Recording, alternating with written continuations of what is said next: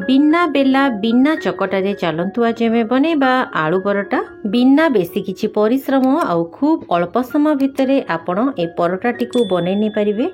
रेसिपीटी जदि आपनको भल लागिबो ताहले प्लीज गोटे लाइक करिवे। नमस्कार, आपनको काकुलिस कोसिना को बहुत बहुत स्वागत। तेबे चलतु स्टार्ट करिबा रेसिपी। एठी देखंतु दर्शक बंधु ए आलू परोटाटी को बनाया पई एठी मो दुईटी मीडियम साइज रो आलू नेछि। आलू को प्रथमे आमे सिझे नबा और ताको गोटे मिक्सिंग बाउल रे ढाली दबा।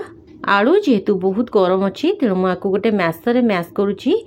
आपण जदि ठंडा आलू नैतिबे ताले हाथ रे मध्ये आको बढ़िया से भलो भाव रे चकटी नेबे। मने रखिबे आलू रे जेमिति कोनोसी भी लम्प्स रहबनी सेही भली भाव रे आपण आको बढ़िया स्मूथ करके चकटिबे। एठी देखंतु मु गोटे कप रे मापिकी गोटे कप अट्टा नेछि। एबे आमे ए अट्टा रे दरकार मुताबिक पानी दे दबा और याको गोटे व्हिस्कर बा चामच साहाय्य भल भाव में मिसे नबा। मु याको अट्टा रे तैयारी करछि, आपण चाहिले मैदा मध्ये नै परिबे। तो देखंतु जेतिकी पानी दरकार हबो से अनुसार आमे याको बढ़िया भाव में मिसे नबा। भल भाव में फेंटी नेबे जेमिति कि एथिरे कोनोसी भी लम्प्स न रुहे। तो देखंतु आको मु मिसे देली। एबे आमे एथिरे किछि ग्रेट करके रखितिबा अदा दबा। अदा पकेबा फल रे यार टेस्टटा बहुत बढ़िया आसी थाए। तो देखंतु ता सहित एथिरे किछि मु कटा भुसंग पत्र देइछि, आपण चाहिले धनिया पत्र मध्ये देई परिबे। ता सहित पूरा छोट छोट खंड रे काटि के रखितिबा किछि पियाज ऐड करिबा। आपण जदि पियाज रसुण खाउ नथिबे ताले पियाज को स्किप कर जाय परिबे। तो देखंतु एथिरे हम आधा चम्मच हळदी गुंड, गोटे चम्मच धनिया पाउडर और राग पई चिली फ्लेक्स ऐड करिबा। तो देखंतु ता सहित एथिरे हम स्वाद अनुसार लूण मध्ये ऐड करिबा। परोटाटी को बढ़िया क्रिस्पी करिया पई और टेस्टी करिया पई एथिरे गोटे अंडा ऐड करिबा। अंडा पकेले परोटाटी तावारू बहुत बढ़िया भाव में छाड़िबो आ बहुत ही बढ़िया क्रिस्पी बनिबो। तो देखंतु ए सब को आमे प्रथमे भल भाव में मिसे नबा। बैटरटी रे जेतिकी पानी दरकार से अनुसार आमे एथिरे पानी दबा। तो देखंतु यार गोटे पतला घोड़टे एमती बने नेबे।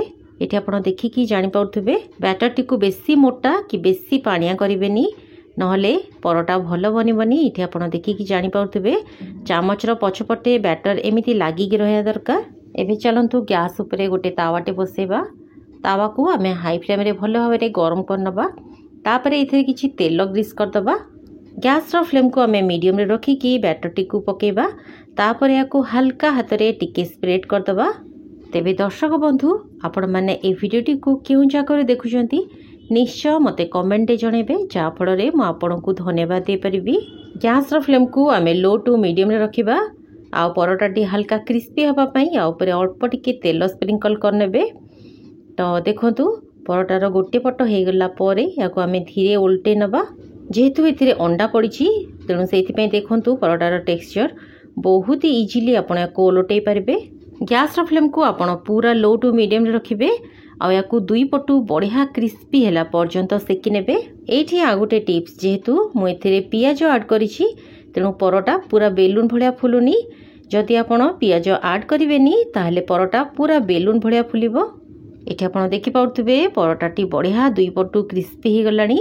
एबे आमे याकू बाहर कर दबा आ आपणकर मन पसंदर चटनी किंबा दही सहित सर्व करिवे। लिक्विड डोरो ए आलू परोटाटी को आपण पिलांकर टिफिन बॉक्स रे दियंतु किंबा हस्बैंड कर लंच बॉक्स रे खाइकी बहुत पसंद करिवे। तेबे आ डेरी कहीं निश्चय आपण थरे याकू घरे बनेकी खाइकी देखंतु।